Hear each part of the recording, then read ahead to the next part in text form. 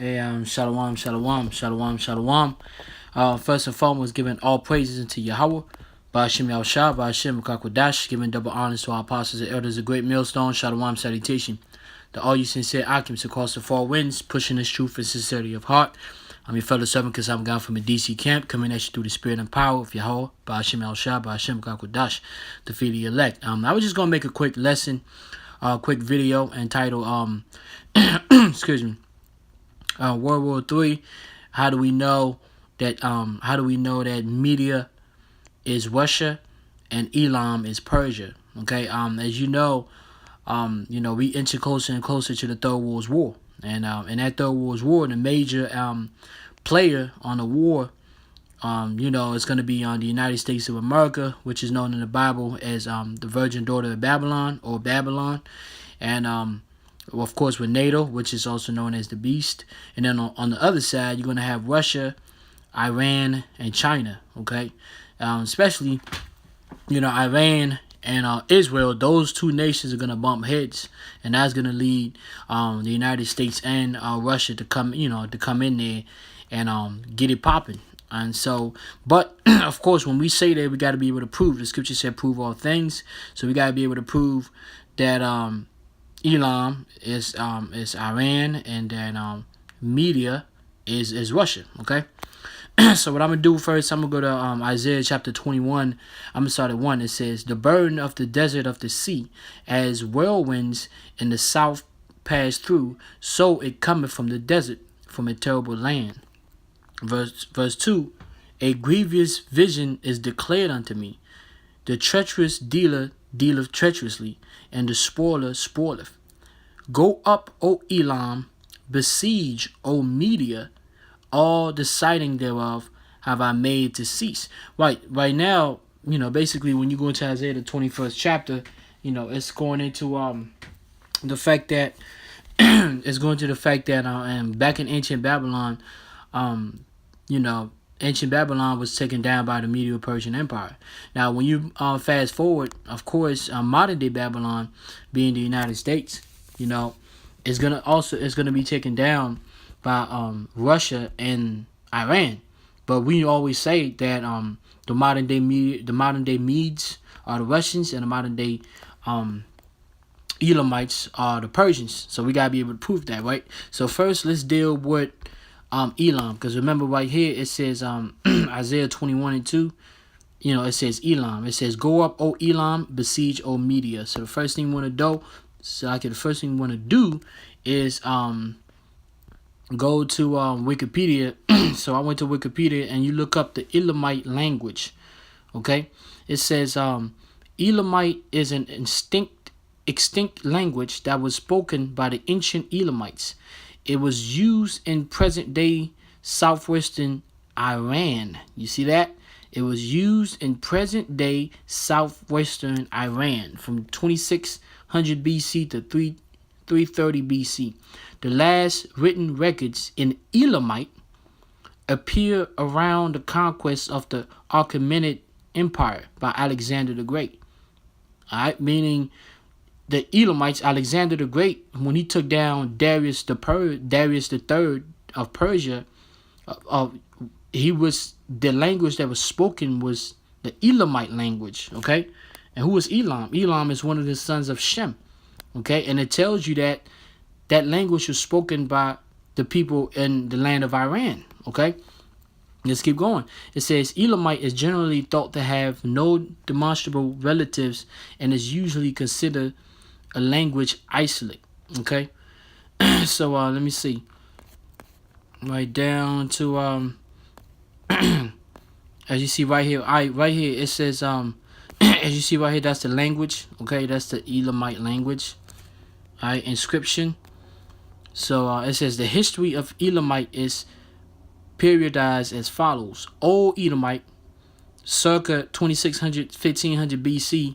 Middle Elamite, 1500 to 1000 BC. Neo-Elamite, 1000 to 550 BC. And then Achaemenid Elamite, during the time of Darius III of Persia, it says 550 to 330 BC. Middle Elamite is considered the classical period of Elamite, but the best attested variety of Achaemenid Elamite, which was widely used by the Achaemenid Persian. There you go. Who are the Persians? All right, the nation known as Iran today, you know what I'm saying, was known as Persia. Before it was changed, the name was changed to Iran. It was always known as Persia. And it tells you right here that the Achaemenid Elamites, okay, was the Persians. The Achaemenid Elamite, that goes back to Darius, the Medo-Persian Empire, and Darius III, okay? It's the one who was taken down by Alexander the Great. It says, the Achaemenid Persian state for official inscription as well as administrative records and displays significant Old Persian influence. You see that? It says the Achaemenid Elamite. When you jump down, it says that what? Displays. It says the records and displays significant Old Persian influence. Documents from the Old Elamites and early Neo-Elamites stages are rather scarce. All right. So basically, that right there, that's one of the proof. You know, right there. I'm not gonna, make it too long. That's one of the proof right there, because remember, the language goes back to the culture. Okay. Just like us, we Israelites.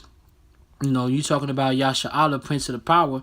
We Israelites, and the language that we speak is the Hebrew. Okay. Going back to the word Ibar, it's a language. So when you're talking about Elamites, you're talking about Persians. Okay?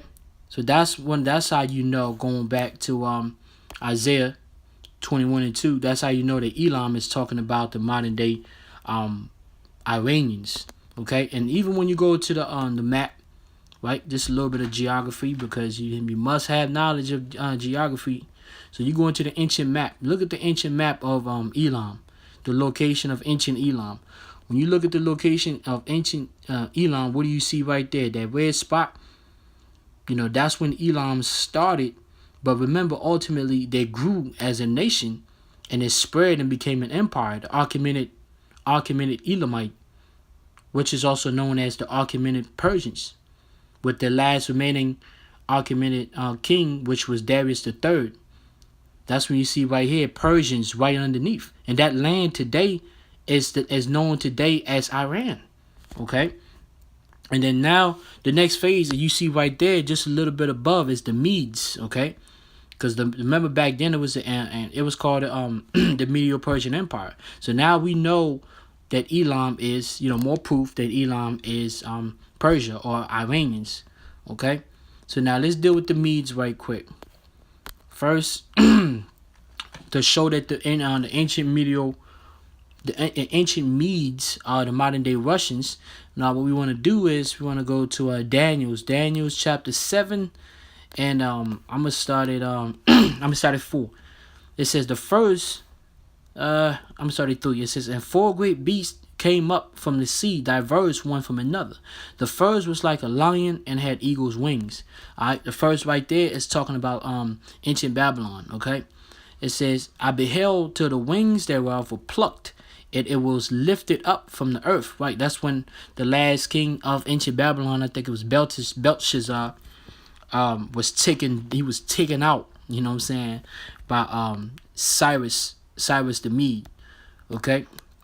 And it says, and it was lifted from the earth and made stand upon the feet as a man, and a man's heart was given to it.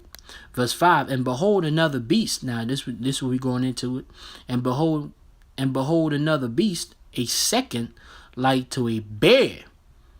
Okay, Cyrus was a Mede. That's why it was called the Medo-Persian Empire. All right, it was a combination of the Medes and the Elamites, which were the Persians. Okay, so it says, and a second like to a bear, and it raised up itself on one side, and it had 3 ribs in the mouth of it between the teeth of it, and they said thus unto it, arise, devour much flesh. Right, see, the Lord, when he gave the vision to Daniel described the Medes, right? Not the Persians, the Medes, as what? As a bear. Okay?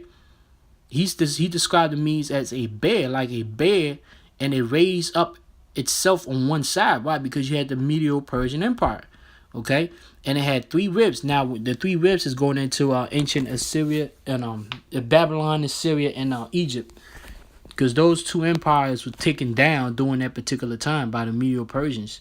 Okay, it says, and in the mouth of it, between the teeth of it, and they said thus into it, arise, devour much flesh. So now right there, the bear is talking about the Medes, beginning with Cyrus the Mede, who took down Belteshazzar of Babylon. Okay, so now that you know that, it's easy. Now you go to Revelation chapter 13, verse 2. It says, I'm gonna start at 1. It says, and I stood upon the sand of the sea and saw a beast rise up out of the sea, having 7 heads and 10 horns. Now that beast right there is talking about the EU and NATO, okay, with the it's the 7 heads and the 10 horns. The EU and NATO. It says, and upon his horns 10 crowns, and upon his heads the name of blasphemy. Okay, verse 2, it says, and the beast which I saw was like unto a leopard, and his feet were as the feet of a bear. Now that right there is, John the Revelator is comparing, because remember he's seeing the modern day, just like things went down, because when things went down during the time of Daniel, back then when you had the leopard, it was clearly talking about Alexander the Great. Okay, when you read back on to Daniel 7 and 5, but when you go to Revelation, it's moving forward.